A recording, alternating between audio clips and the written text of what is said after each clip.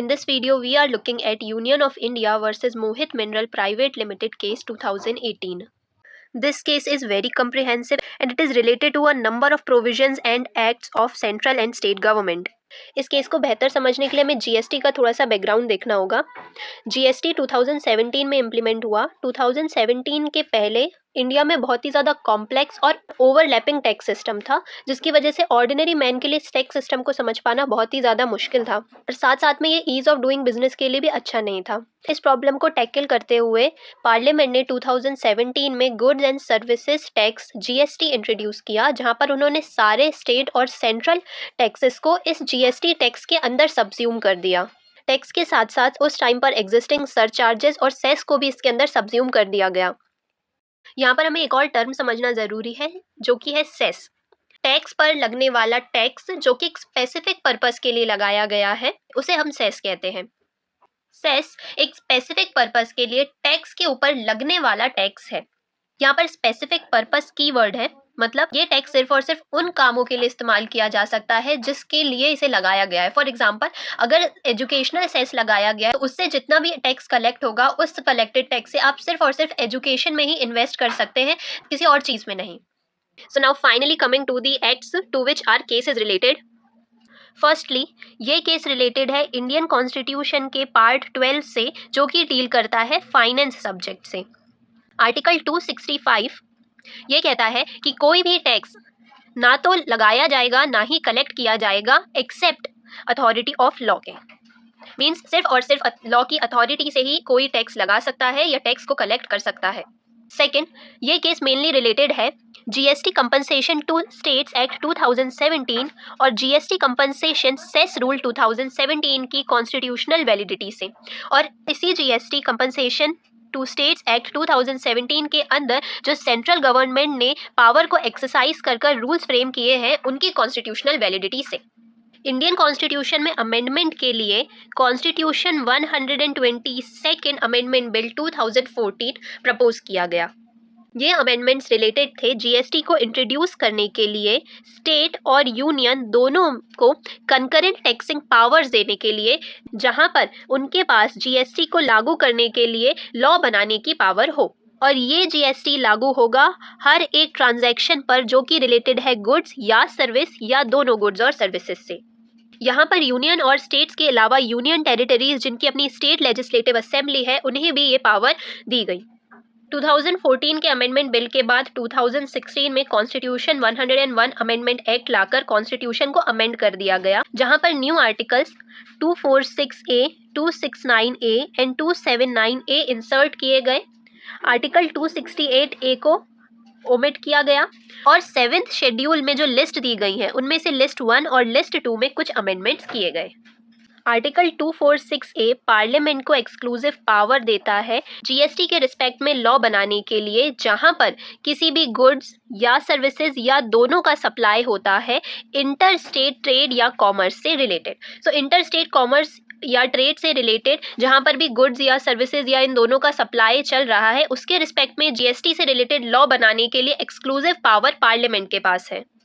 Article 269 simply ये कहता है कि इंटर स्टेट ट्रेड या कॉमर्स पर जीएसटी लगाने का राइट गवर्नमेंट ऑफ इंडिया के पास है, लेकिन ऐसे टैक्सेस स्टेट और यूनियन के बीच में ऐसे बांटे जाएंगे जैसा कि पार्लियामेंट लॉ के द्वारा प्रोवाइड करता है जीएसटी काउंसिल की रिकमेंडेशन पर। तो जीएसटी काउंसिल के रिकमेंडेशन पर पार्लियामेंट जो लॉ बनाता है, उसके अकॉर्डिंग यूनियन और स्टेट के बीच में टैक्स को बांटा जाएगा, लेकिन ये टैक्स लगाने और कलेक्ट करने का पावर सिर्फ और सिर्फ गवर्नमेंट ऑफ इंडिया को है। कॉन्स्टिट्यूशन 101 अमेंडमेंट एक्ट 2016 का सेक्शन 18 इस केस लॉ के पॉइंट ऑफ व्यू से बहुत ज़्यादा इंपॉर्टेंट है।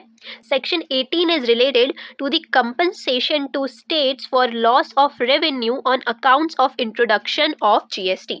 सो सेक्शन 18 प्रोवाइड करता है स्टेट्स को कंपनसेशन जीएसटी के इंट्रोडक्शन की वजह से जो उन्हें रेवेन्यू में लॉस हुआ है, उसके लिए। तो यहाँ पर पार्लियामेंट को ये पावर दी गई है कि वो लॉ के थ्रू जीएसटी काउंसिल की रिकमेंडेशन पर स्टेट को कंपनसेशन प्रोवाइड कर सकता है उनके रेवेन्यू के लॉस की वजह से जो उन्हें हुआ है जीएसटी की इम्प्लीमेंटेशन की वजह से। And this compensation is for a period of 5 years। इसी एक्ट के सेक्शन 12 क्लॉज 1 में सेंट्रल गवर्नमेंट को ये पावर दी गई है कि वो इस एक्ट के प्रोविजन को लागू करने के लिए रूल्स बना सकते हैं, लेकिन काउंसिल्स की रिकमेंडेशन पर। और अकॉर्डिंगली सेंट्रल गवर्नमेंट 2017 में the central GST rules 2017 introduce करते हैं। 2017 टैक्सेशन लॉ अमेंडमेंट एक्ट के अंदर पार्लियामेंट बहुत सारे एक्ट्स को अमेंड करती है और उनमें से कई सारे एक्ट को पूरी तरह से खत्म भी कर देती है। फाइनेंस एक्ट 2010 को भी रिपेल कर दिया जाता है और इसी एक्ट के अंदर जो एक सेस लग रहा था, क्लीन एनर्जी सेस, इसे भी रिपेल कर दिया जाता है। Facts of the cases are, Mohit mineral private limited जो कि रिट पिटिशनर है, ये कंपनी एक्ट्स के अंदर रजिस्टर्ड एक कंपनी होती है जो कि कोल ट्रेडिंग का काम करती है, कोयले को बेचने का काम करती है। ये जो कोयला बेचती है ये फॉरेन कंट्रीज से इंपोर्ट भी करती है, जैसे कि इंडोनेशिया और साउथ अफ्रीका ऐसी कंट्री से ये कोयला इंपोर्ट भी करती है, साथ ही साथ इंडियन माइन से परचेज भी करती है। कोल प्रोडक्शन पर एक सेस कलेक्ट किया जाता था जिसका नाम था clean energy cess, finance act 2010 के अंदर। ये जो सेस है ये as a nature of excise duty के फॉर्म में कलेक्ट किया जाता था, as a excise duty collect किया जाता था। और ये सेस कलेक्ट कब किया जाता था? तो जब रॉ लिग्नाइट या रॉ पीट को माइंस से निकाला जाता था और फैक्ट्री ले जाते थे, उस टाइम पर इस सेस को कलेक्ट किया जाता था। हम ऑलरेडी पढ़ चुके हैं कि सेस का मतलब होता है किसी स्पेसिफिक पर्पस के लिए टैक्स के ऊपर लगाया गया टैक्स। अब 2014 में लोकसभा में एक अमेंडमेंट बिल इंट्रोड्यूस किया जाता है। ये amendment bill 122nd amendment bill होता है और इसके द्वारा कॉन्स्टिट्यूशन को अमेंड करने के लिए प्रावधान रखे जाते हैं और ये प्रोविजंस रिलेटेड होते हैं उन सारे इनडायरेक्ट टैक्सेस, चाहे वो सेंट्रल के हो या गवर्नमेंट के हो या सरचार्जेस या ऐसे कोई भी सेस जो उस टाइम पर एग्जिस्ट कर रहे थे, उन सबको सब्ज्यूम कर जीएसटी की एक कैटेगरी में डालने के लिए, इंटर स्टेट भी और इंट्रा स्टेट भी।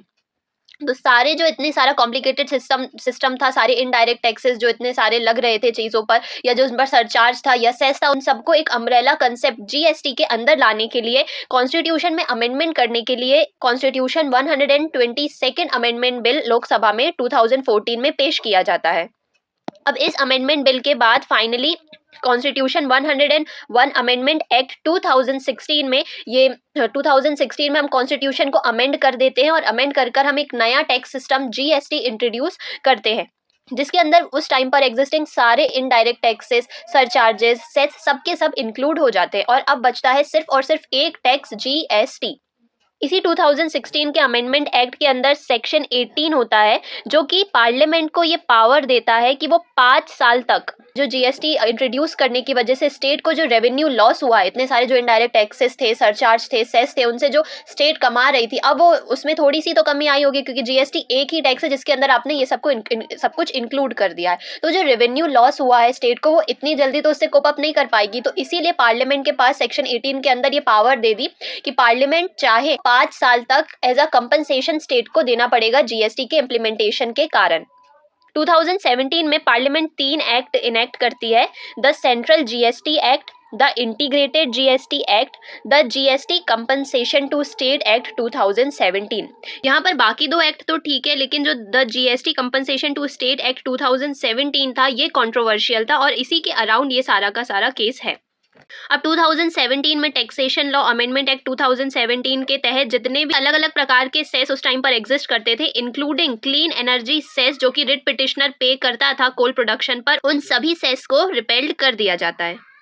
इससे पहले जो हमने सेक्शन 18 पढ़ा था जहाँ पर पार्लियामेंट को 5 साल तक के लिए सेस लगाने की पावर थी, उसी पावर के चलते पार्लियामेंट एक नया सेस इंट्रोड्यूस करती है जिसका नाम होता है जीएसटी कंपनसेशन सेस। देखिए यहाँ पर हो क्या रहा है, रिट पिटिशनर जब वो कोल को रिमूव कर रहा था माइन से और अपनी फैक्ट्री में ले जा रहा था, उस टाइम पर ऑलरेडी उस कोल पर वो क्लीन एनर्जी सेस पे कर चुका था। अब क्योंकि अब उसके बाद एक नया जीएसटी कंपनसेशन सेस इंट्रोड्यूस हुआ है तो उसे उसी कोल प्रोडक्शन पर वापस से एक और सेस पे करना पड़ रहा है। तो रिट पिटिशनर जीएसटी काउंसिल के सामने एक रिप्रेजेंटेशन सबमिट करते हुए सेट ऑफ के लिए क्लेम करता है। इसी के बीच Mohit mineral private limited company high court में एक रिट पिटीशन फाइल करते हुए फॉलोइंग रिलीफ क्लेम करती है कि एक एप्रोप्रिएट रिट ऑर्डर या डायरेक्शन जैसा भी माननीय हाईकोर्ट को उचित लगता है रिस्पोंडेंट के अगेंस्ट इशू किया जाए, जहां पर वो इस impugn GST compensation to state act 2017 को अनकॉन्स्टिट्यूशनल डिक्लेयर कर दे। किसकी वजह से? लेक ऑफ लेजिस्लेटिव कंपिटेंसी की वजह से। साथ ही जो इस इम्प्यून लेजिस्लेशन के अंदर जीएसटी कंपनसेशन रूल 2017 बनाए गए हैं उन्हें भी इलीगल और अनकॉन्स्टिट्यूशनल डिक्लेयर किया जाए। दिल्ली हाई कोर्ट कंपनी की रिट पिटीशन को एक्नॉलेज और एक्सेप्ट करते हुए एक इंट्रीम ऑर्डर पास कर देती है। रिट पिटीशन को सबमिट करते हुए कंपनी फॉलोइंग आर्ग्यूमेंट्स को सामने रखती है। पहला, कॉन्स्टिट्यूशन 101 अमेंडमेंट एक्ट 2016 जो पार्लियामेंट ने इनेक्ट किया है वो इस इंटेंशन के साथ इनेक्ट किया था कि जितने भी उस टाइम पर एग्जिस्टिंग इनडायरेक्ट टैक्सेस थे उन सारे ही इनडायरेक्ट टैक्सेस को कंसोलिडेट करके एक सिंगल टैक्स इंट्रोड्यूस किया जाए। और यहाँ पर एक क्लियर ऑब्जेक्ट था इस कॉन्स्टिट्यूशनल अमेंडमेंट का कि जीएसटी के इंट्रोडक्शन के साथ साथ ना केवल इनडायरेक्ट टैक्सेस बल्कि जो भी उस टाइम पर एग्जिस्टिंग सेस और सरचार्ज थे जो कि गुड्स और सर्विसेज पर लगाए जा रहे थे वो सारे भी इस जीएसटी के अंदर ही सब्ज्यूम हो जाएंगे। फिर टैक्सेशन लॉ अमेंडमेंट एक्ट 2017 के चलते बहुत सारे अलग प्रकार के सेस को रिपेल कर दिया गया था, इंक्लूडिंग क्लीन एनर्जी सेस और क्लीन एनवायरनमेंट सेस जो कि रिट पिटिशनर पे कर रहा था कोल प्रोडक्शन पर। अब ये जो कंपनसेशन टू स्टेट एक्ट 2017 है ये कॉन्स्टिट्यूशनल 101 अमेंडमेंट एक्ट 2016 के मैंडेट्स उसके प्रोविजंस को ट्रांसग्रेस करता है, क्योंकि इस अमेंडमेंट एक्ट से सारे के सारे सेसेस को अबॉलिश करने का प्रोविजन है, इंक्लूडिंग जो कि सेस कोल पर लगाया गया था। बेसिकली कॉन्स्टिट्यूशन 101 अमेंडमेंट एक्ट का मेन मोटिव सारे सेस को अबॉलिश करना था। तो जो कंपनसेशन टू स्टेट एक्ट के अंदर जो एक नया सेस लगाया गया है वो इस ऑब्जेक्टिव के ऑपोजिट जाता है, उसके इस ऑब्जेक्टिव के कॉन्ट्राडिक्टरी है, जिसकी वजह से जो एक्ट है ये अनकॉन्स्टिट्यूशनल है। आगे आर्ग्यू करते हुए पिटिशनर ये कहता है कि जो ये इम्प्यून्ड लेजिस्लेशन है ये एक कलरेबल लेजिस्लेशन है जो कि एक लेजिस्लेटिव कंपिटेंसी लैक करती है। डॉक्ट्राइन ऑफ कलरेबल लेजिस्लेशन ये कहता है कि जो डायरेक्टली नहीं किया जा सकता या फिर जो लॉ के द्वारा डायरेक्टली प्रोहिबिटेड है वो इनडायरेक्टली भी नहीं किया जा सकता। तो ये लेजिस्लेशन को इनडायरेक्टली कोई ऐसे काम करने से रोकती है जो कि वो डायरेक्टली नहीं कर सकती। लॉ के द्वारा उसे डायरेक्टली प्रोहिबिट किया गया है तो वो इनडायरेक्टली उस काम को कर नहीं सकती। तो रिट पिटिशनर ये कहता है कि जो ये इम्प्यून्ड लेजिस्लेशन है ये एक कलरेबल लेजिस्लेशन है जिसकी वजह से ये अनकॉन्स्टिट्यूशनल है। और जो 101st अमेंडमेंट एक्ट का सेक्शन 18 है वो पार्लियामेंट को कोई भी सेस या टैक्स लगाने के लिए एम्पावर नहीं करता है। आगे आर्ग्यू करते हुए रिट पिटिशनर कहता है कि ये जो दो टैक्सेस लगाए जा रहे हैं, एक सेंट्रल जीएसटी एक्ट के अंदर और कंपनसेशन टू स्टेट एक्ट है उसके अंदर जो एक कंपनसेशन सेस लग रहा है, ये दोनों टैक्स सेम ट्रांजैक्शन पर लगाए जा रहे हैं, सेम सब्जेक्ट पर लगाए जा रहे हैं, जिसकी वजह से डबल टैक्सेशन कैटेगरी में आ रहे हैं और ऐसी ओवरलैपिंग लॉ में परमिसिबल नहीं है। रिट पिटिशनर ऑलरेडी 400 रुपीज पर टन सेस कोल पर पे कर चुका है और इस इम्प्यून्ड लेजिस्लेशन के चलते हुए जो अलग से जीएसटी कंपनसेशन सेस लग रहा है वहां पर भी इसी 400 पर टन रेट से सेस कलेक्ट किया जा रहा है। तो ऑलरेडी जो रिट पिटिशनर है वो इतना पैसा इतना सेस दे चुका है, अब उतना ही सेस उसे और पे करना पड़ रहा है इस नए जीएसटी कंपनसेशन सेस के अंदर, उसी स्टॉक और उसी सब्जेक्ट पर जिसके लिए वो पहले ही सेस पे कर चुका है फाइनेंस एक्ट 2010 के अंदर। और इसके बाद लास्ट में रिट पिटिशनर आर्ग्यू करते हुए कहता है कि अगर एंड में कोर्ट ये मानती भी है कि जो ये इम्प्यून्ड लेजिस्लेशन है, ये जो डिस्प्यूटेड लेजिस्लेशन है, ये लेजिस्लेटिव कंपिटेंसी के अंदर है और ये वैलिड है, कॉन्स्टिट्यूशनल है, तो भी पिटिशनर को कोर्ट यह परमिशन दे कि वो ये 7.68 करोड़ रुपीस जो उसने ऑलरेडी क्लीन एनर्जी सेस के अंदर पे कर चुके हैं उन्हें जीएसटी कंपनसेशन सेस 2016 के अगेंस्ट सेट ऑफ कर सके। Arguments of respondents. Writ petitioner के अगेंस्ट रिस्पोंडेंट्स दो मेन आर्ग्यूमेंट्स रखते हैं। पहला आर्ग्यूमेंट वो ये कहते हैं कि जो सेस है वो कुछ भी नहीं है, बस एक स्पेशल काइंड ऑफ टैक्स ही है और आर्टिकल 246A के अंदर अगर लेजिस्लेटिव कॉम्पिटेंट है, लेजिस्लेटिव के पास ये पावर है कि वो मेन टैक्स जो कि है जीएसटी उसे लगा सकती है, तो सेस लगाने की पावर भी उसी वेरी प्रोविजन से उनके पास आती है, क्योंकि सेस भी कुछ और नहीं है, बस एक स्पेशल काइंड ऑफ टैक्स ही है। तो अगर वो मेन टैक्स लगा सकती है तो उसी पावर के चलते वो सेस भी अप्लाई कर सकती है। सेक्शन 246A में जो विथ रिस्पेक्ट टू दिया गया है उसका एक वाइड इम्प्लीकेशन है और इसके अंदर सेस लगाना भी इंक्लूडेड है। सेकेंड आर्ग्यूमेंट वो ये रखते हैं कि जो फाइनेंस एक्ट 2010 के अंदर क्लीन एनर्जी सेस लगाया गया था और जो स्टेट कंपनसेशन एक्ट के अंदर जीएसटी कंपनसेशन सेस लगाया गया है, ये दोनों ही सेस इंटायरली डिफरेंट ट्रांजैक्शंस और इंटायरली डिफरेंट पर्पसेस के लिए लगाए गए हैं। सबसे पहले तो जो क्लीन एनर्जी सेस है वो एज अ एक्साइज ड्यूटी के नेचर में कलेक्ट किया जाता है कोल प्रोडक्शन पर, और ये तब कलेक्ट किया जाता है जब रॉ कोल, रॉ लिग्नाइट या रॉ पीट को माइन से एक्सट्रैक्ट या रिमूव करके फैक्ट्री में लाया जाता है। और वहीं पर जो जीएसटी कंपनसेशन सेस है ये इंटर स्टेट या intra state supply of specific goods and services पर इम्पोज किया गया है। इसके अलावा क्लीन एनर्जी सेस लगाने का पर्पस और जीएसटी कंपनसेशन सेस लगाने का पर्पस इंटायरली डिफरेंट है।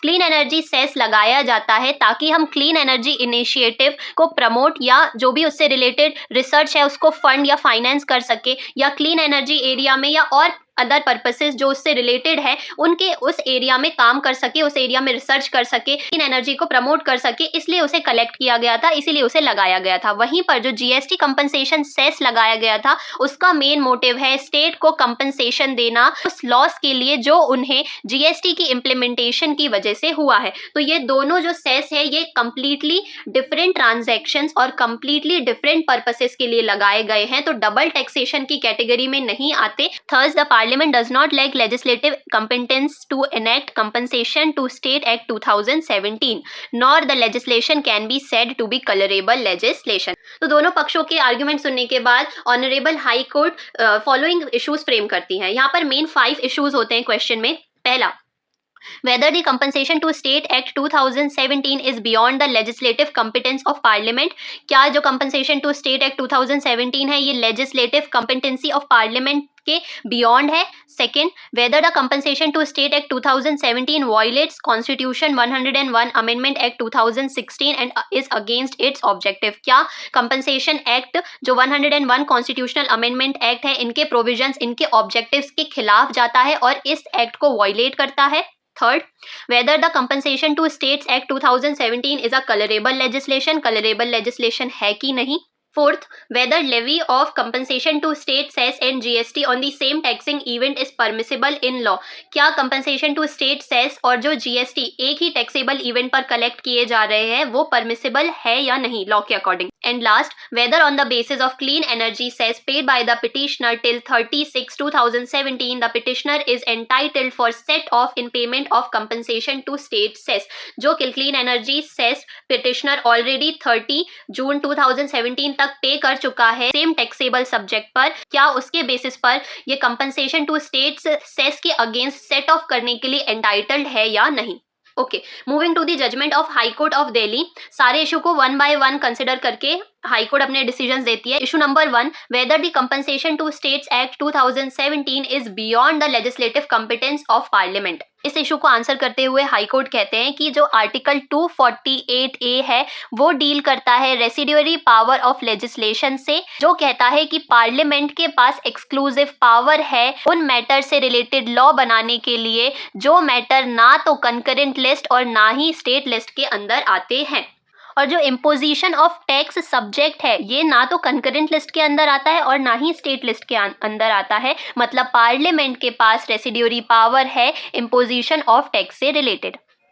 देखिए, हमारे इंडियन कॉन्स्टिट्यूशन में शेड्यूल 7 में 3 लिस्ट दी गई है, union list, state list and concurrent list. क्योंकि इंडियन कॉन्स्टिट्यूशन ने फेडरल सिस्टम अडॉप्ट किया है तो पावर्स यूनियन और स्टेट के बीच में बांटी गई हैं, और ये लिस्ट में यही डिमार्केट किया गया कि यूनियन लिस्ट किन सब्जेक्ट से रिलेटेड लॉ बना सकती है, स्टेट किस सब्जेक्ट से रिलेटेड लॉ बना सकती है। तो यूनियन लिस्ट पे यूनियन लॉ बना सकती है, स्टेट लिस्ट में स्टेट लॉ बना सकती है। और फिर इसके अलावा एक तीसरी लिस्ट है कंकरेंट लिस्ट, जहां पर यूनियन और स्टेट दोनों ही इन सब्जेक्ट पर लॉ बना सकती है। अब इन तीनों लिस्ट के अंदर जो सब्जेक्ट दिए इनके अलावा जितने भी सब्जेक्ट बचते हैं वो रेसिड्यूअरी सब्जेक्ट्स के या रेसिड्यूअरी पावर के अंदर आते हैं, जहां पर सारे बचे हुए जितने भी सब्जेक्ट है उस पर पार्लियामेंट के पास पावर है कि वो लॉ बना सकती है। और टैक्स को इम्पोज करने की पावर है वो ना तो कंकरेंट लिस्ट में दी गई है ना ही स्टेट लिस्ट में दी गई है। तो imposition of tax related law बनाने की पावर भी पार्लियामेंट के पास है आर्टिकल 248 के अंदर। कॉन्स्टिट्यूशन 101 अमेंडमेंट एक्ट 2016 के बाद आर्टिकल 217 में थोड़े बदलाव किए गए। यहाँ पर स्पेसिफिकली पार्लियामेंट को एम्पावर किया गया है लॉ के थ्रू कोई भी सेस लगाने के लिए। साथ ही साथ जो कॉन्स्टिट्यूशनल 101 अमेंडमेंट एक्ट 2017 का सेक्शन 18 है वो ये क्लियरली एक्सप्रेस करता है कि Parliament shall by law on the recommendation of the GST council provides for compensation to the state for loss of revenue arising on account of implementation of the GST. मतलब Parliament law के द्वारा GST council की recommendation पर state के compensation के लिए law या provisions बना सकती है जो उन्हें जीएसटी की इम्प्लीमेंटेशन की वजह से लॉस हुआ है उसके लिए। तो यहाँ पर जो एक्सप्रेशन लॉ है ये एक वाइड एप्लीकेशन रखता है और इसके अंदर इंक्लूडेड है लेवी ऑफ एनी सेस। तो यहाँ पर ऑनरेबल हाई कोर्ट ये पाते हैं कि हमें नहीं लगता कि यहाँ पर कोई भी लैक ऑफ लेजिस्लेटिव कॉम्पिटेंसी हुई है। इशू सेकंड एंड थर्ड एक दूसरे से इंटर रिलेटेड है, तो दोनों क्वेश्चन को एक साथ आंसर करते हुए हाई कोर्ट ये जजमेंट देते हैं कि आर्टिकल 246A पार्लियामेंट को एम्पावर करता है जीएसटी से रिलेटेड कोई भी लॉ बनाने के लिए। और यहाँ पर जो वर्ड विथ रिस्पेक्ट टू है ये एक कंप्रेहेंसिव वर्ड है जिसके अंदर सारे के सारे टैक्स लगाने की पावर इंक्लूडेड है। और ये जो स्टेट कंपनसेशन सेस है ये जीएसटी के रिलेशन में एक टैक्स ही है और पार्लियामेंट को टैक्स लगाने की पावर है। तो जब यहाँ पर एक्सप्रेस्ड पावर दी गई है पार्लियामेंट को कि वो जीएसटी से रिलेटेड कोई भी लॉ बना सकती है, तो हम ये समझने में असमर्थ है कि ऐसी पावर के अंदर सेस लगाने की पावर इंक्लूडेड नहीं है। आगे हाई कोर्ट कहते हैं कि ये बिल्कुल सही बात है कि कॉन्स्टिट्यूशन 101 अमेंडमेंट एक्ट 2016 इसीलिए पास किया गया था कि टाइम पर एग्जिस्टिंग सारे इनडायरेक्ट टैक्सेस, सरचार्ज और सेस को सब्ज्यूम कर एक सिंगल टैक्स में कन्वर्ट किया जा सके। पर यहाँ पर ऐसा कोई भी कॉन्स्टिट्यूशनल प्रोविजन नहीं इंक्लूड किया गया था जहाँ पर यह कहा गया हो कि इसके बाद पार्लियामेंट कोई सरचार्ज या कोई सेस लगा ही नहीं सकती। वो जो अमेंडमेंट एक्ट है वो उस टाइम पर जितने भी complicated indirect taxes, overlapping surcharges या सेस एग्जिस्ट करते थे उनको सब्ज्यूम करने के लिए था। और इसका मतलब ये नहीं था कि आने वाले समय में पार्लियामेंट कोई भी सरचार्ज या कोई भी सेस लगा नहीं सकती। Thus, the Compensation to State Act 2017 does not violate Constitution 101 Amendment Act of 2016, nor is against its objectives, and this is not a colorable legislation. तो ये colorable legislation नहीं है, ना ही ये 101 Amendment Act के provisions को violate करता है। Issue number 4, whether levy of compensation to state cess and GST on the same taxable event is permissible in law. इस इशू को आंसर करते हुए हाई कोर्ट एक केस को मेंशन करते हैं, federation of hotel and restaurant associate of India versus union of India and others case 1989। इस case में कहा गया था कि अगर दो टैक्सेस है जो कि सेपरेट और डिस्टिंक्ट हैं, अलग अलग हैं और उन्हें बिल्कुल ही डिफरेंट एस्पेक्ट्स के लिए लगाया गया है, तो वहाँ पर कोई भी लॉ की ओवरलैपिंग नहीं है। तो इसी जजमेंट के बेसिस पर हाई कोर्ट डिसीजन देते हुए कहते हैं कि जो 2017 एक्ट के अंदर जीएसटी लगाया गया है, साथ ही साथ जो सेस लगाया गया है GST compensation to state act के अंदर intra state supply of goods and services और बोथ पर, ये दोनों ही दो डिफरेंट टाइप के दो सेपरेट टैक्सेस हैं जिन्हें डिस्टिंग्विश किया जा सकता है। साथ ही साथ ये डिफरेंट एस्पेक्ट्स पर लगाए गए हैं, तो लॉ के द्वारा प्रोहिबिटेड नहीं है और इसीलिए हम इन्हें इनवैलिड डिक्लेयर नहीं कर सकते। तो ये दोनों ही टैक्सेस लॉ के अंदर परमिसिबल है। Final issue number 5, whether on the basis of the clean energy cess paid by the petitioner till 30 June 2017 the petitioner is entitled for set off in payment of compensation to state cess। इस question को answer करते हुए honourable high court कहते हैं कि जो clean energy cess है और जो स्टेट कंपनसेशन सेस लगाया गया है और कलेक्ट किया गया है, ये दोनों ही होलली डिफरेंट पर्पसेस के लिए है। वही क्लीन एनर्जी सेस जो लगाया गया है ये क्लीन एनर्जी इनिशिएटिव को प्रमोट करने के लिए, उसे फाइनेंस करने के लिए या उसके एरिया में रिसर्च को फंडिंग करने के लिए या जो भी उससे रिलेटेड अलग पर्पसेस है उनको फंड करने के लिए, प्रमोट करने के लिए लगाया गया है। वहीं पर जो कंपनसेशन टू स्टेट सेस है ये स्टेट को कंपनसेशन देने के लिए लगाया गया है जो लॉस उन्हें जीएसटी के इम्प्लीमेंटेशन की वजह से हुआ है उसे कवर करने के लिए। तो दोनों ही जो सेस लगाए गए हैं वो कंप्लीटली डिफरेंट पर्पसेस के लिए लगाए गए हैं। हाईकोर्ट आगे कहते हैं कि क्रेडिट देना या सेट ऑफ करना किसी भी पेमेंट पर ये प्योरली एक लेजिस्लेटिव पॉलिसी है, जो कि लेजिस्लेटिव स्कीम के अंदर ही रिफ्लेक्ट होनी चाहिए। उसका इंटेंशन लेजिस्लेटिव स्कीम में के अंदर होना चाहिए, क्योंकि यहाँ पर कंपनसेशन टू स्टेट एक्ट 2017 और उसके अंदर जो भी रूल्स फ्रेम किए गए हैं, वहां पर ऐसा कोई भी इंडिकेशन या कोई भी ऐसा लेजिस्लेशन का इंटेंशन नहीं है कोई भी क्रेडिट या सेट ऑफ देने के लिए ऐसे क्लीन एनर्जी सेस पर, जो कि ऑलरेडी 30 जून 2017 तक पे किया जा चुका है। और इसीलिए जो पिटिशनर का क्लेम है कि वो अपनी क्लीन एनर्जी सेस जो उसने पे कर चुका है उसे जीएसटी कंपनसेशन सेस के अगेंस्ट सेट ऑफ कर सके, उसे हम एक्सेप्ट नहीं कर सकते, क्योंकि एक प्योरली लेजिस्लेटिव पॉलिसी है और ऐसा यहाँ पर कोई भी इंटेंशन नहीं है। तो इसका मतलब है कि पिटिशनर को जीएसटी कंपनसेशन सेस पे करना पड़ेगा, भले ही उसने क्लीन एनर्जी सेस पे किया था। तो फाइनली सारे ही पॉइंट्स और इशू को डिस्कस करते हुए हाई कोर्ट फाइनली ये जजमेंट देते हैं कि रिट पिटीशन में कोई भी मेरिट ना मिलने की वजह से रिट पिटीशन को डिसमिस किया जाता है और पार्टीज को अपनी अपनी कॉस्ट को बियर करने का ऑर्डर दिया जाता है। तो यहाँ पर रिट पिटीशन फाइनली डिसमिस्ड हो जाती है।